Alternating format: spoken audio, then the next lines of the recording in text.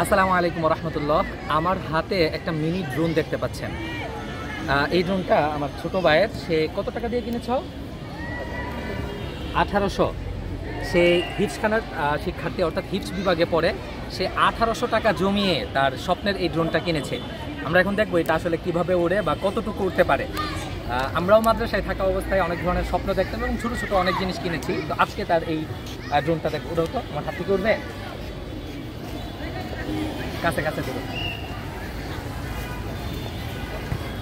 একটু ইয়া করো, জুম করো, জুম করো। কো এটা কো, আমরা দেখছি যে অনেকটা উপরে যাচ্ছে, কিন্তু অনেকটা উপরে। হ্যাঁ, নামাও, নিচে নামাও। এইদিকে দেখো, এইদিকে দেখো, এইদিকে দেখো। কই গেল? প্রথম দিন চালাচ্ছ?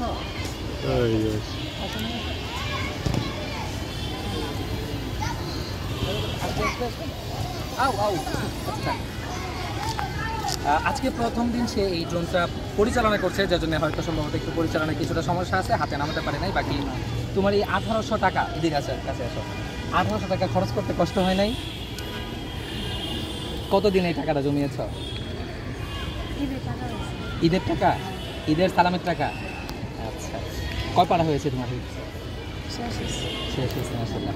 এই যে এটা হলো, এটা কি বলে? রিমোট। কন্ট্রোলার। এই ড্রোনটা কন্ট্রোল করা হয়। এবং এটা প্রথমে দেখেছো কোথায়? আচ্ছা, দোকানে দেখেই সে বিশ্বাস করে এটা কিনে ফেলছে। কতদিন টিকবে বলছে? আচ্ছা, এটা চালানো শিখছো কিভাবে? মাশাআল্লাহ, সে অনেক বেশি মানে ডেডিকেশনের পরিচয় দিছে এর মাধ্যমে। কারণ 1800 টাকা এরকম ছোট একটা বাচ্চা ঈদের সালামে থেকে জমিয়ে, তারপরে সেটা আবার সে এটা কেনার আগেই এটা কীভাবে চালাতে হয় সেগুলো মোবাইলে দেখে শিখে তারপরে আসছে। আমরা একটু কাছ থেকে জুমটা দেখার চেষ্টা করি। খুবই ছোট, এটাকে চাইলে এটার মধ্যে একটা ছোট ক্যামেরাও ব্যবহার করা যায়, যদিও এখন এই মুহূর্তে কিন্তু এটার মধ্যে কোনো ক্যামেরা নেই। ঠিক আছে, আমরা দেখি এটা খাবারটা।